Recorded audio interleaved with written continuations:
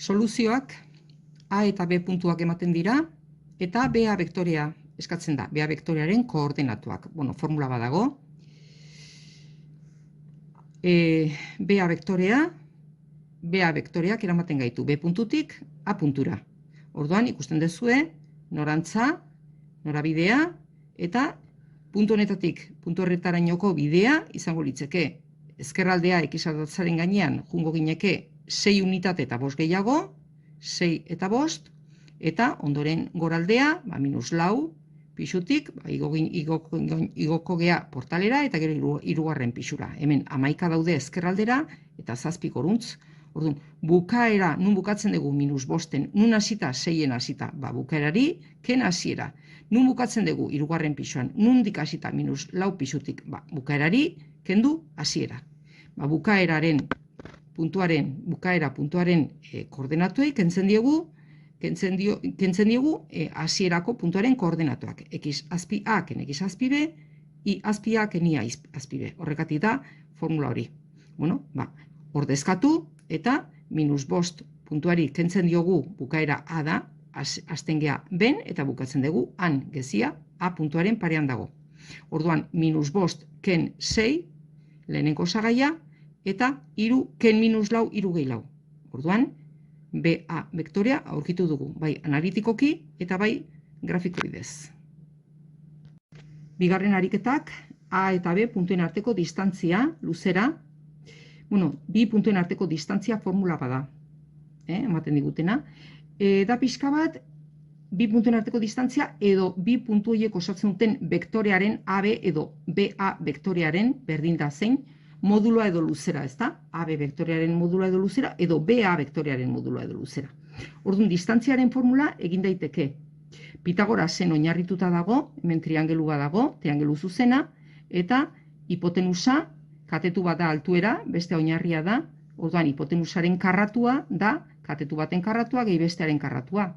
Orduan, honen distantzia edo balioa ikusteko egingo genduke erroketa, ezta? Erro, hau berbi, gehi hau berbi.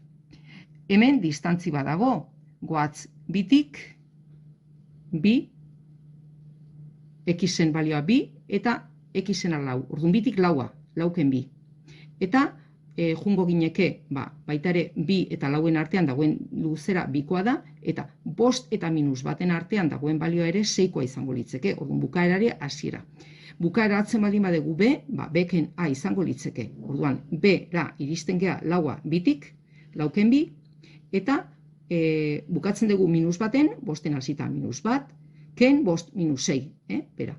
Orduan, hortik formula dator Pitagorasen teorema aplikatzetik. Bi puntuen arteko distantzia, erro, berbi. Eta hemen, katetuen arteko, katetuen balioa, hau da, bukaera ken hasiera, bukaera ken hasiera. B, konsideratzen baldin bada bukaera, hasiko gineke lau ken bi, den karratua, eta -1 ken 5 karratua. Bi berbi lau, eta -6 berbi 36.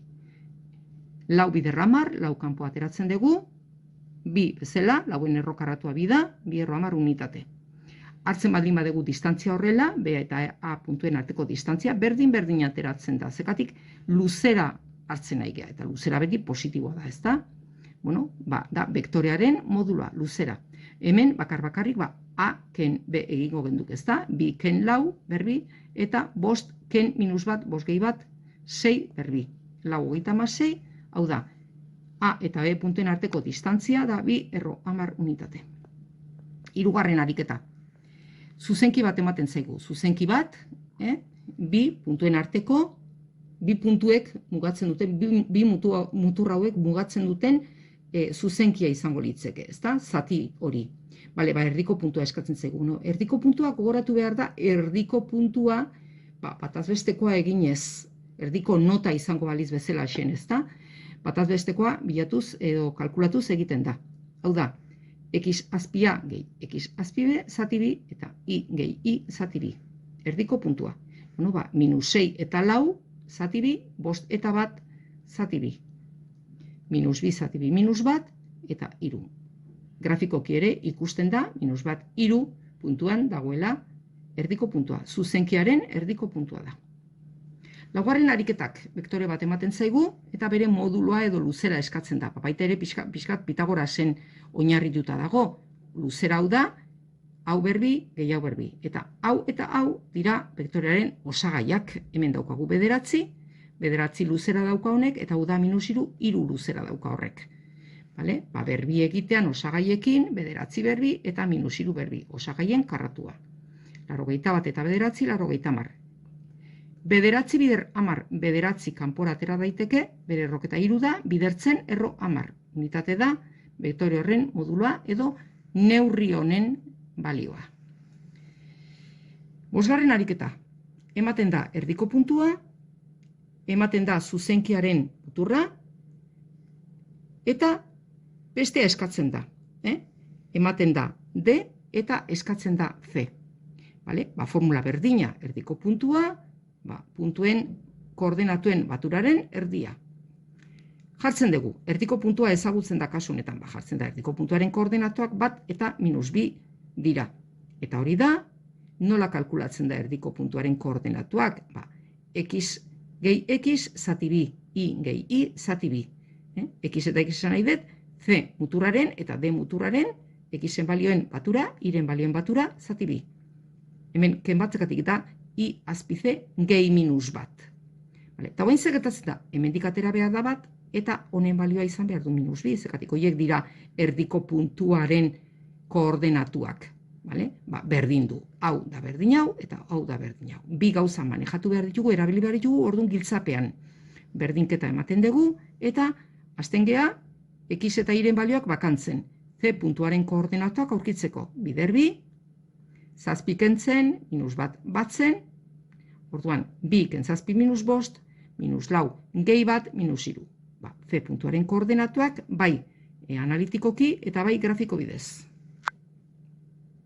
Seigarren ariketa, ematen dira A eta B puntuak, dira zuzenki baten muturrak. A eta B, grafikoki kokatuta. Erdiko puntua aurkitzen dugu. Orain ikusiko dugu zergatik. Erdiko puntua, AB zuzenkiaren erdiko puntua, M, ikusten duzu ez da, bataz bestekoaren formula edo, -6 eta 4 zati bi, -2 eta 8 zati bi. Hori dira erdiko puntuaren koordenatuak. Eskatzen da, zuzenki honen erdibitzailea. Erdibitzailea da zuzen bat. Zuzen hori pasatzen da, zuzenkiaren erdiko puntutik. Eta gainea da, zuzenkiarekin perpendikularra. Hau da, zuzenkia edo zuzenkiaren gainetik pasatzen den erre zuzena. Pentsatu, zuzenki honen gainetik erre zuzena pasatzen dala. R eta S perpendikularrak dira. Orduan, errepikatzeko.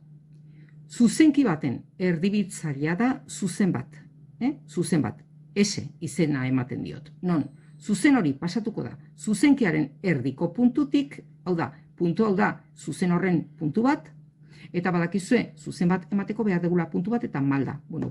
Jakiteko malda bilatzeko, esango dugu, erdibitzailea eta zuzenkia perpendikularrak izan behar dutela. Horregatik hartzen dut eta esaten dut. A eta B puntuetatik pasatzen den zuzena R baldin bada, zuzen horren malda edo zuzenkiaren malda, M azpi R AB edo M azpi AB zuzenkia. R zuzenaren malda edo zuzenkiaren malda. Maldak dauzka, formula bat puntuk ezagututa, malda bilatzeko. Ibiken bat, zatik izbiken ekiz bat. Zenbat gora edo zenbat beruntz egiten dugun, ezta? Zenbat mugitzen gean ekiz eta ekiz horren arabera, zenbateko igoera edo jetxiera gertatzen den zuzenki edo zuzen batean. Hartu edo zein puntu, A edo B, berdin da zein hartzen duguna hasiera edo bukaera bezala, nik hemen hasiera bezala A hartuko dut eta bukaera bezala B. Orduan, B, lau ken -6, I azpi bi ken I azpia. I azpi B ken I azpia. Orduan, 8 ken -2, 8 gehi bi, eta lau ken -6, lau gehi 6. Malda bat, ikusten da marrazkian ere, bat. Baina ikusteaz gain analitikoki bilatu behar da hori, AB zuzenkiaren edo AB zuzenkiaren gainetik pasatzen den R zuzenaren malda bat da. Bale? Ba, zer gogoratzeko maldaren formulak, bi puntu ematen badira, norabide vektorea ematen baldin bada, edo delta I zati delta X baita ere. Hau da, X ardatzaren gainean egiten den gehikuntza horrekin, zenbateko igoera edo jetxiera ematen den I balioa vertikalki. Goruntz edo benuntz. Hori da maldak informazio ematen digu. Zenbat mugitzen naiz X ardatzaren gainean, zenbat I ardatzaren gainean. Ordu beteko zenbateko igoera edo zenbateko jetxiera unitateko ematen den. Informazio ematen digu maldak. Orduan, AB zuzenkiaren malda edo AB zuzenkiaren gainetik pasatzen den R zuzenaren malda bat da. Eta nola, erdibitzailea eta R perpendikularrak diren, bi maldan biderketa minus bat da. Edo, S zuzenaren malda bilatuko da. Minus bat zati R zuzenaren edo AB zuzenkiaren malda eginez. Orduan, minus bat zati bat, S zuzenaren malda minus bat da. Eta bere puntua bilatu dugu, zuzenkiaren erdiko puntua denez, S zuzenaren malda eta S zuzena puntu horretatik pasatzen da. Orduan, formula erabiliz, erdibitzailearen edo S zuzenaren ekuazioa bilatuko genduke I ken 3 berdin minus bat bider X gehi bat. Puntu malda ekuazioa. Esplizitua I bakanduz, eta implizitua edo orokorra eskatzen den bezala, dena alde batera berdin 0. Da S zuzenaren ekuazio orokorra edo implizitua, non S zuzena AB zuzenkiaren erdibitzailea da. Funtzioekin hasi behar gea. Funtzioak dira adierazpen matematikoak non bi aldagai lotuta daude eta bat aldagai askea da eta bestea mendekoa edo menpekoa. Zergatik hori dago honen funtziopean. Hau da, X-eri balio bat eman eta irena aurkituko genduke. Normalean horrela egiten da. X-eri balio bat ematen zaio eta irena bilatzen da. Hau ohituta zaudete horrelako adierazpen matematikoak ikusten zuzenak dira. Hau deitzen zaie funtzio linealak. Zergatik grafikoa egitean, grafiko bidez adieraztean, lerro bat ematen dute, linea bat ematen dute, linea zuzen bat. Orduan, funtzio linealak. Egin daitezke, grafikoak egiteko, bi puntu nahikoa dira, baina bi hiru puntu hartu, ordezkatzen dira funtzioaren ekuazioan, 0 bider minus bat lauren 0 bost puntua. Lau jartzen baldin badet, minus lau lauren minus bat, eta bost lau. Minus lau jartzen badet, minus lau eta minus bat, zergatik balio hauek? Balioak lauen multiploak dira, eta horrela zenbaki osoak lortuko ditugu, ikusten duzue, eta gero baita ere, zergatik erdian egiten da grafikoa. Orduan, horko balio batzuk ordezkatzen ditut. Grafikoa egin daiteke baita ere, hartu balio hau, balio honetan, hau da, 0 bost puntuan ebakitzen du zuzen honek, I ardatza zekatik, hemen 0 ordezkatzen detenen, iren balioa bost izango litzeke. Orduan, I ardatza zuzen batek mozten du, modu esplizituan idatzita baldin badago, honek ematen digu, I ardatzarekin duen ebaki puntuaren ordenatua. Eta honek ematen digun malda. Orduan, 0 bost puntutik pasatzen da, eta malda da lau orduero bat gutxiko. Lau orduero bat gutxiko. Zuzenaren grafikoa egiteko mungea. Funtzio linealaren grafikoa egina dago. Beste gauza bat. X ardatza, I ardatza mozten du 0 bost puntuan. X ardatza ere ebakitzen du. Nola bilatzen da X ardatza? X ardatzaren gainean dauzkan puntu guztiak I 0 dute. X ardatzaren gainean dauden puntu guztiak I 0 dute. Bat 0, bi 0, iru 0, lau 0. Orduan, zuzen honen ekuazioan ordezkatzen baldin badet, I ordez 0. Eta 0 horrentzat bilatzen dut Xen balioa, hau da, hau negatibo dago positibora aldera bidali, eta lau zatitzen ari da bidertzera bidali. X hogei, hau da, hogei, 0, 0 balioa emanez iri, I 0 dela pentsatuz, aurkitu dugu Xen balioa. Hogei 0 puntuan moztuko du zuzen honek X ardatza.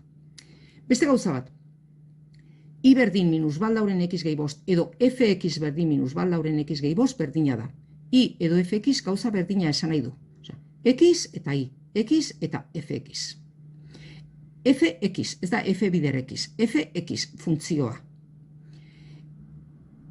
X honek esan nahi du, hemen ematen den adierazpen matematikoan, aldagai bakarra x dela.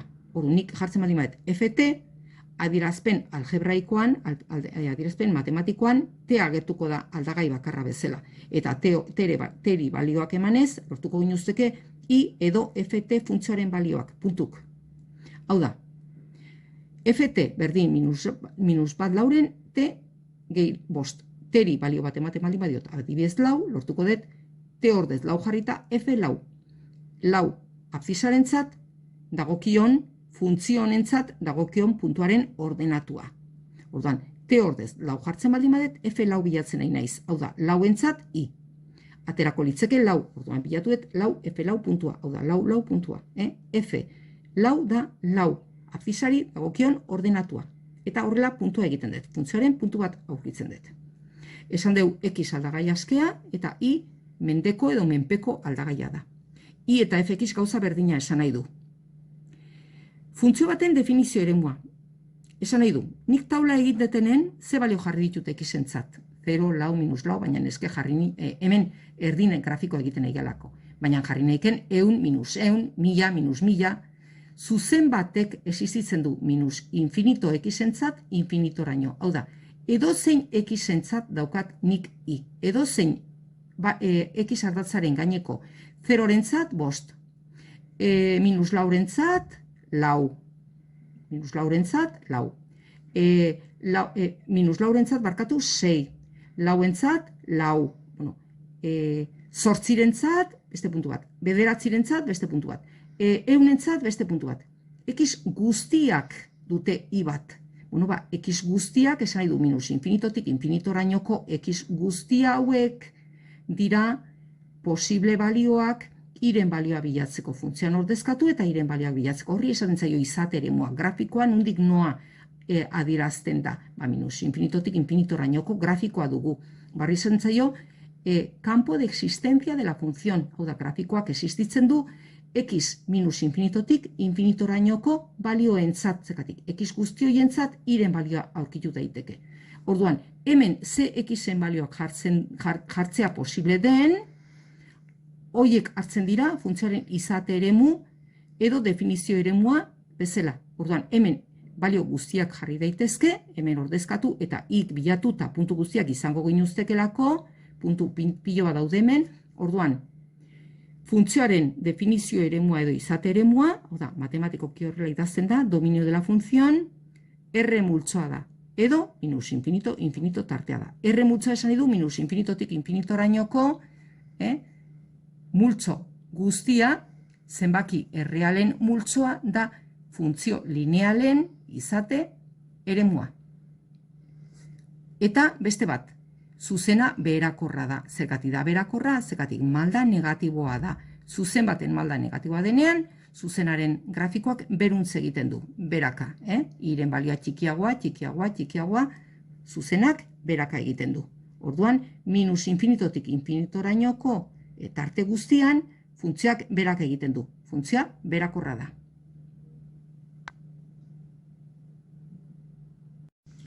Zatikako funtzioak. Marrazkia edo grafikoa zatika izaten da. Eta giltzapen idatzita egoten dira. Fx edo i berdin, fx berdin giltza eta funtzioak banan-banan. X gehi lau, xen balioak hiru edo txikiagoak diren guztietan marrazkia egingo da. Zuzen honen grafikoa.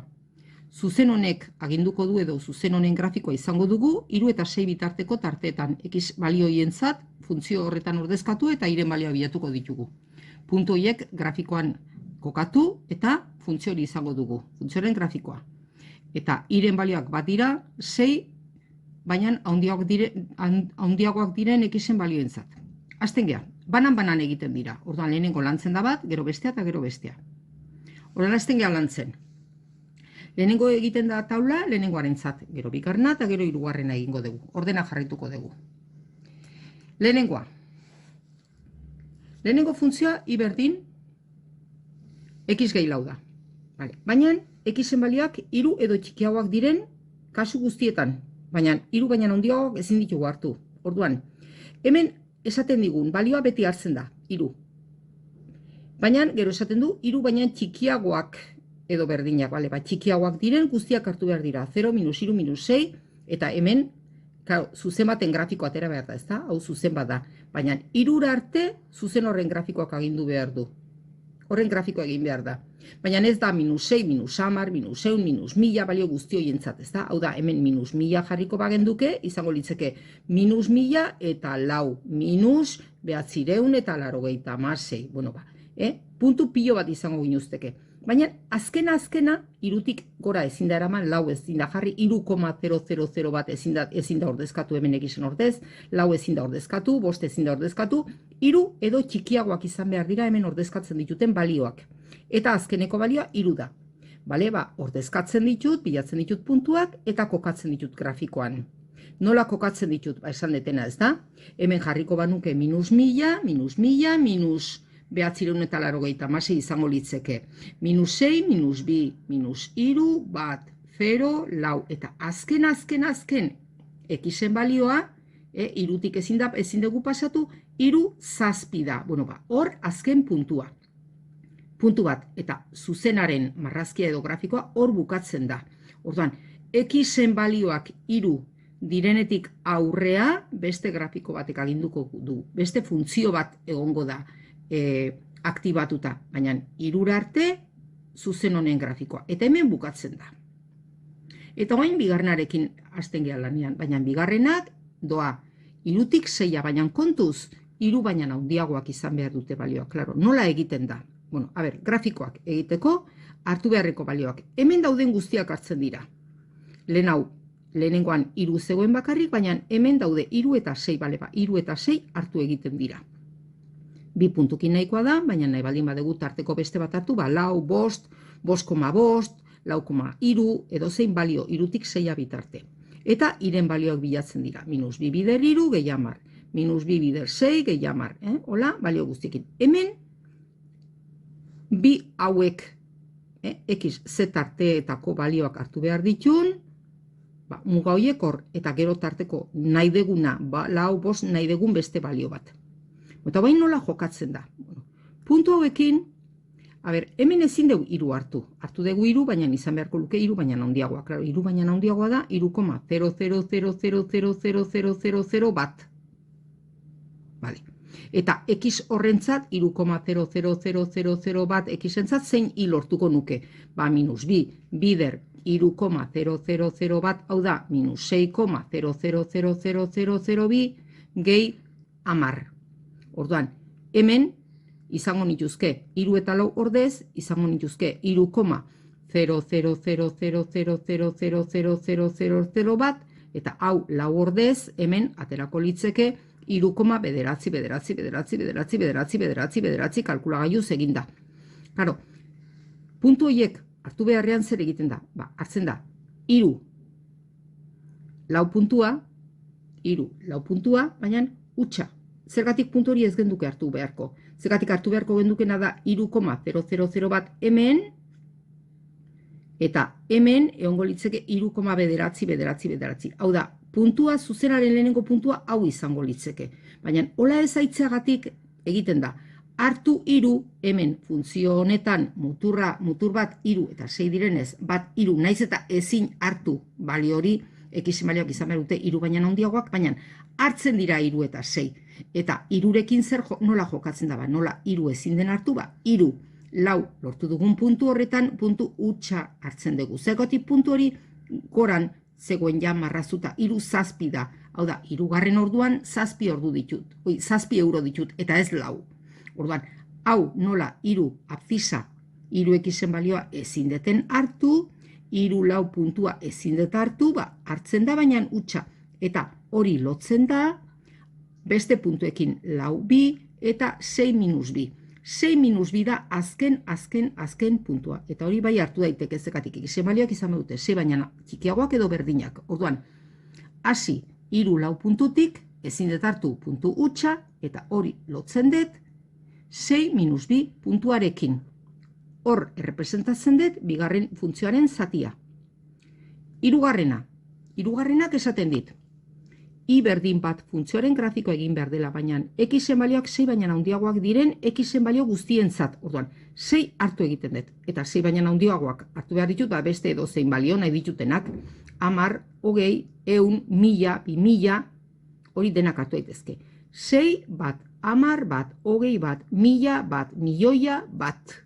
Bueno, nola egiten dut grafikoa? Kontuz, 6 ezintzen hartuta nik hartu egin dut. Hartu beharko nuke 6,0000 bat puntua.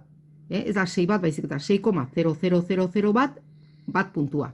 Orduan, hori horrela hartzen haitu beharrean 6,0000 bat puntua, hartzen dut 6 bat puntua puntu utxa, zekatik puntu hori ja hemen aurreko funtzioak zeukan, aurreko funtzioaren puntua zen 6 minus 2. Orduan, 6. orduan minus 2, 2 euro zorretan.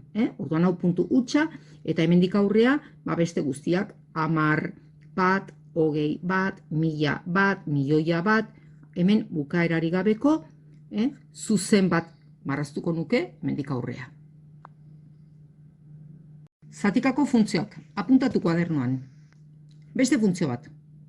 Lau, x-en balioak minus bat edo txikiagoak diren x guztien parean, lau funtzioa. I berdin lau. Funtzio hau minus bat eta 3 tartean, beste hau 3 eta 5 tartean, eta minus 2, 5 baina handiagoak diren x-en balioentzat. Lehenengoa. I berdin lau, baina x-en balioak izan behar dute, minus bat baina txikiagoak edo berdinak. Orduan minus bat, hau hartu egiten da, hau hartu egin behar da. Baina hau baina txikiagoak, minus bat baina txikiagoak dira, minus 6, minus 10, minus 100, minus 1000. Vale, minus 1000, lau minus 2000, lau minus 6, lau minus 10, lau minus bat, lau azkeneko puntua. Vale, minus 1000, lau, minus 10, lau, minus 6, lau, eta minus bat, lau, azkeneko puntua. Hori betea izango litzeke. Zekatik x-en balioak dira minus bat edo txikiagoak. Minus bat ere balio du. Minus bat hartu dezaket. Minus bat lau, puntu betea izango litzeke. Puntu betea. Bigarren funtzioa. 0,5 bider x-ken bat, gehi 5. Minus bat eta 3 artean. Ezin da hartu minus bat eta ezin da hartu 3. Baina nik hartu egin behar ditut. Minus bat eta 3. Eta tarteko bat. Minus batetik 3 eta tartean, daude minus bat eta 3 artean daude 0, edo dago bat, dago bi, nahi dituten balioak. Eta puntuko osatu. Minus bat ordezkatzen deten, lau baina hau ezin da hartu. Orduan hau utxagun beharko du. Bat eta 5, hori bai. Eta 3 eta 6, baina ezin da hartu. 3 baina txikiagoak izan behar dute. Hartu daiteke 2,9, eta hemen etak ize balio aterako litzeken. Aterako litzeke, segurazki, 5,9, baina hori egin beharrean hartzen dut 3 eta 6. Baina utxa. Azte naiz, hau betea zegoen. Orduan, bigarren funtzioa dauka minus bat, lau, utxa, baina nola betea zegoen, betearen gainean utxa, beteta gelditzen da. Orduan jarraitua da, jarraian segitzen du grafikoak. Gero hartzen dugu bat 5, bat 5. Eta bukatzeko puntua utxa izango litzeke. 3, 6, 3, 6 eta hemen utxa geldituko litzeke. Borobiltxo bat, utxa. Hau beteta dago ez utxa. Beteta jarriko dugu zekatik urrengo funtzioarekin, hau da, 3tik 5 bitarteko x-en balio jarriko nituzke, 3 eta 5, eta tartekoak, hartu daitezke lau, 4,5, 4,6 nahi deguna. 3 eta 5 beharrezkoak dira, bikin nahikoa da gainea. 3 hartu dezakegu, baina 3 5 abzisaren zat lortzen dugun puntua, utxa jun beharko luke. Azte naiz, 3 ordezkatzen dut, eta 6. 3, 6 betea da, utxa zegoen lekuan, betea marrazten dugu. Orduan hau ja, bete da. Eta jarraian doa funtzionen grafikoa. Baina 5-2 utxa izan behar du. 5-2 utxa. 3-6tik 5-2 beste zuzen bat. 3. funtzioak ematen digun marrazkia. Hau utxa. Eta hemen eten bat ematen da. Hau da, funtzioa ez da jarraia 5 abzisaren zat, zergatik hemen utxa daukagu, baina urrengo funtzioak ez du jarraituko hemengo puntu horrekin grafikoa egiten, zergatik urrengo funtzioa da 5etik aurrea diren x-en balioentzat, orduan 5 hartu egin behar da, eta hortik aurrea 10, 20, 1000, 2000, milioia, eta 5 minus 2, 10 minus 2, 20 minus 2, milioia minus 2. Puntu hoien grafikoa da 5 minus 2 puntu betea, zergatik 5en balioa ere funtzionek dauka, Orduan, 5. orduan 2 euro zorretan eta ez 2 euro. Orduan, puntua hutsa eta hau betea. Hemen eten badauka saltotxo bat egingo genduke eta gero ja beste guztiak 10 minus 2, 20 minus 2, milioia minus 2, funtzioa jarrituko luke. Minus infinitotik infinitoraino. Etena da, x berdin 5 abzisarentzat. Beste funtzio bat. Zatikako funtzioa baita ere. Biltzapen, i edo fx berdin eta 3 funtzio ematen ditu. 3, 2, 4, segun eta funtzioa, nola azaltzen zaigun. Banan lantzen ditugu. Minus 2 baina txikiagoak diren xen balioentzat. Minus 2 hartu egiten dugu, utxa hartu beharko dugu baina. Eta minus 2 baina txikiagoak dira, minus 5, minus 10, minus 1000. Ordezkatu funtzioan eta puntua lortzen ditugu. Orduan, minus 1000-arentzat, iren balioa minus 10-arentzat, iren balioa minus 5-entzat, iren balioa juten geha puntua kokatzen, eta azkenekoa minus 2, 6 izango litzeke. Baina, ezin detartu minus 2 baina txikiagoak izan behar dute xen balioak hemen kokatzen ditutenak, orduan hau puntu hutsa izango litzeke. Puntu guztiak lotu eta hau azkenekoa da. Minus 1, 0, 1, 2, eluke jarraitu beharko grafikoak. Orduan hemen kontuz, ez jarraitu zuzenarekin. Hemen bukatu egiten da. Funtzionek dauka iraupena, minus 2 arte, x minus 2 arte. Minus 2-tik aurrea urrengo beste funtzio bate jarraitzen du. Nundik noa minus 2-tik laua bitarte.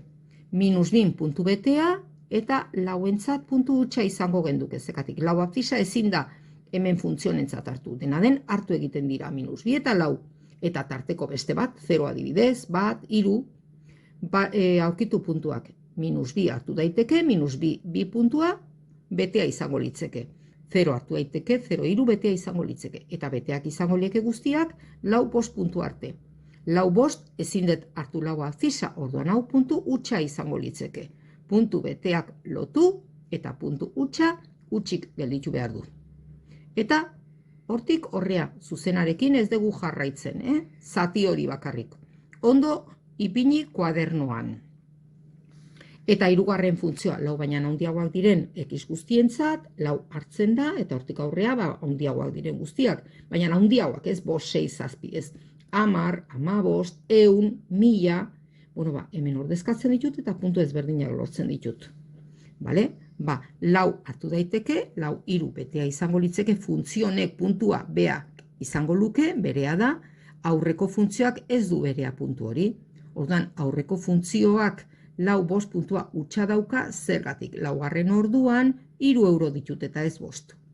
Betea, eta hurrengo guztiak ere beteak izango lieke, ez ahaztu 1000, milioia, puntu guzti hauek jarraituko luketela eta hemen luzatzen jun behar gehala. Zuzen txiki bat ezin da egin, hemen zuzenak jarraitu behar du, segi eta segi eta segi. Bere luzera izan behar du, x eta y ardatzak ainekoa. Funtzioaren zuzenak dira garrantzia handiagoa dutenak ez x eta y. Funtzioen zuzenak eskinatan, tartetan, zekatik tartetan daude, hemen minus 2-tik laua bitarteko tarte bat honetan egin behar da bigarren funtzioaren grafikoa, baina beste guztiak jarraitu eta jarraitu eta jarraitu, zekatik 1000-arentzat, egongo litzeke, puntu bat, milioiarentzat beste bat, bilioiarentzat beste bat. Idatzi grafiko honi dagokion funtzioa, oen kontrako gauza egin behar dugu. Marrazkia ematen zaigu, grafiko ematen zaigu, eta funtzioa idatzi behar dugu. 3 zati daude, 3 funtzio dira. Bat, minus infinitotik bateraino. Bat abzisa denean, ida 7, puntu betea da. Orduan, lehenengo funtzioa da x bat baina txikiagoak edo berdinak diren, abzisa edo xen balio guztientzat. Bigarrena doa batetik, baina bat paren puntu hutsa dauka. Orduan, batetik, bat, 2, 3, 4, 5, 6, 7 minus 2, 7 arte. Batetik 7 arte. Eta hemen jarraian doa. Orduan, 7 hau hartu daiteke bigarren funtzioarentzat edo 3. funtzioarentzat. Adibidez, bigarrenari ematen diogu. Orduan, bigarren funtzioa jungo litzeke minus batetik, eta bat ez da bere abzisa balioa, zekatik aurreko funtzioarentzat dago puntu betea, honek puntu hutsa dauka, 7 arte, eta 7 puntu betea bezala hartuko dugu. Eta 3. funtzioa orduan izango litzeke, xen balioak 7 baina handiagoak diren, balio guztientzat. Nola egiten da funtzioak bilatzeko? bi puntu hartzen dira, bat zazpi eta minus zortzi bat lehenengo funtzioaren ekuazioa bilatzeko, bat lau eta bostero edo zazpi minus bi berdin da, bi puntu hartzen ditugu bigarren funtzioaren ekuazioa bilatzeko, zuzenak dira, bi puntu nahikoa dira, malda eta puntu hartu eta zuzenaren ekuazioa bilatzeko. Eta zazpi minus bi eta hamaika 0 puntuak hirugarren funtzioaren ekuazioa bilatzeko. Lehenengo funtzioa, minus zortzi bat eta bat zazpi, malda, eta puntu bat aukeratu, eta zuzenaren puntu malda ekuazioa, eta esplizitua bilatzen dugu. Esplizitua, i berdin, hori. Bigarrenarekin berdin, bi puntu hartu, malda eta puntu bat, eta zuzenaren ekuazio esplizitua. Eta hirugarren funtzioarekin berdin, bi puntu hartu, marrazkitik hartu ditugu, malda, puntu bat hartu, eta funtzioa. Idazterakoan, fx berdin edo i berdin, eta jartzen dira funtzioak hilaran. I berdin, fx berdin, hiru biren, x gehi hamaika biren, i berdin edo fx berdin, minus x gehi bost bigarren funtzioa, eta bat biren x ken hamaika biren hirugarren funtzioa. Lehenengoa da x zen balioak, bat baina txikiagoak edo berdinak diren franja batean, bestea batetik zazpira, eta azkenekoa zazpi baina handiagoak diren, xen franjan egingo dugu bere grafikoa.